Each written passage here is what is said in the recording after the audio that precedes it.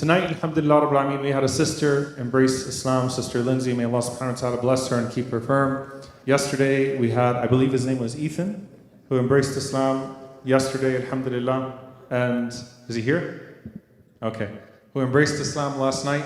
And we often see people embracing Islam, and I want you to just imagine what life is like for them. When you convert to Islam in Ramadan, you have to wake up the next day, fast, and you immediately have to start praying 5 times a day, or at least carving out the time while you're practicing and learning how to pray 5 times a day.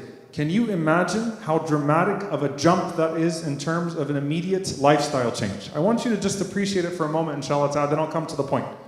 That's putting aside all the other factors of explaining to your family that you just became Muslim, and your friends asking questions and everything else. But can you imagine the jump from not praying at all and not fasting to suddenly having to fast and pray 5 times a day every day from now on? How many rak'ahs is that, by the way, on a daily basis?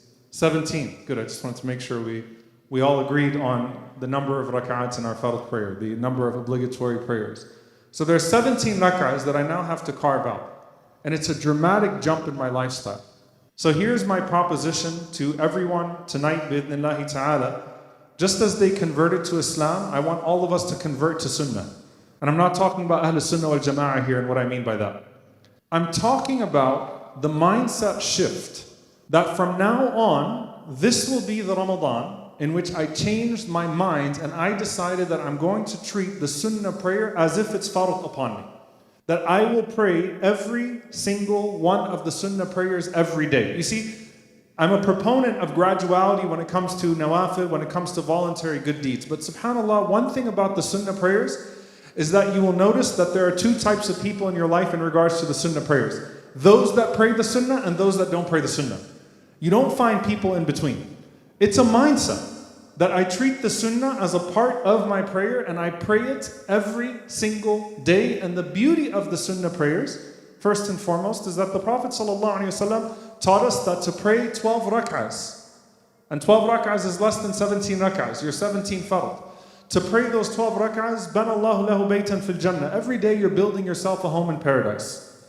To pray those Sunnah prayers, when you meet Allah subhanahu wa ta'ala on the day of judgment, how distracted have you been in some of your fard prayers? We all get distracted at times in our fard prayers. Imagine the moment where you breathe that sigh of relief, when Allah subhanahu wa ta'ala puts your fard prayers to account, and all those moments that you got distracted and got lost and stopped thinking about it and were thinking about your next meeting and thinking about your daily tasks, and you realize all the holes in your salah, and then Allah asks the angels, did my slave pray any Sunnah prayers? Did they pray any voluntary prayers? And if yes, imagine your relief as you watch the angels come and start to patch up your fard with all of its holes, with all of those Sunnah prayers that you performed. It's a mindset that I will not miss these 12 rak'ahs a day. I want you to think just like the person that converts to Islam and says, from now on, there's no ifs about it. That's it. Khalas, I have to pray the fard prayers. I want you to build upon that and to tell yourself, you know what, if there's one thing I take with me from this Ramadan, I will not miss the Sunnah prayers anymore. And the beauty of the Sunnah prayers, subhanAllah, is not just their reward. It's that you put a buffer between your fard and your Sunnah. You know, the one who prays Sunnah is not just patching up their fard, they're actually protecting it. Because if you only pray your fard, then it's only a matter of time before shaitan starts chipping away at that as well. You start delaying Asr and you pray it at Maghrib time for the first time. After delaying it to the last 30 minutes of Maghrib, the first time it becomes normalized that you pray Asr after the Adhan of Maghrib. And then khalas, like a new barrier has been broken. And then you start missing prayers. And you would never think that you're capable of missing prayers. You put a layer around your fard with that Sunnah. And you put a layer around that Sunnah with the other nawafil. There's a reason why that distinction exists. See, it's a mindset. The Prophet ﷺ prayed his sunan al-rawatib regularly. These were the prayers that you always saw the Prophet ﷺ praying. And yes, they are not fard in terms of hukum. They're not obligatory. If you miss one because something happened, if you had to get back to work or you had a meeting, it's okay, you're not sinful. But the nawafil are meant to be this expansive arena, like Salatul Taraweeh, where you can pray as many prayers as you want to get close to Allah subhanahu wa ta'ala. Another thing that's beautiful about the sunnah is that they're not as rigid in their rules and restrictions as the fard. What that means is that let's say that today you can't pray all of your sunan of dhuhr at the time of dhuhr. That's okay, pray them later. Make them up at night. What if you had the mindset that every night when I pray Salatul Isha, I'm going to ask myself, how many sunnah prayers did I miss today? And if I got 6 out of the way, I'm going to bring it up to 12 every single night. Because some of the hadith, by the way, the Prophet ﷺ did not restrict which 12 rak'ahs are the ones that build you a home in paradise. He simply said 12 rak'ahs. Whoever prays 12 rak'ahs beyond their fard prayer, Allah Azza wa Jal will build them a home in Jannah. And so I don't want to make this long.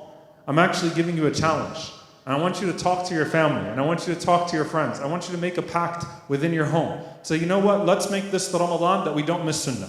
Khalas. From now on, we pray the sunnah as if it's fard for us. Not because it holds the ruling of being fard, but we will treat it like fard. And this is where you start to find, as Imam al-Jawzi rahimahullah ta'ala mentions, that the hasanat of the wicked are the sayyi'at of the righteous, or the sins of the righteous. The person who says, yes, I prayed dhuhr today. And another person says, astaghfirullah, I only prayed 2 rak'ahs of sunnah with dhuhr today. You see the difference? So up your standards this Ramadan. And wallahi, that will be more beneficial than taking just a really enhanced 10 nights or whatever it may be for something that you will leave with the month of Ramadan. Let that be, inshallah ta'ala, a page that you turn with Allah Azza wa Jalla. So my message to you tonight is convert to sunnah.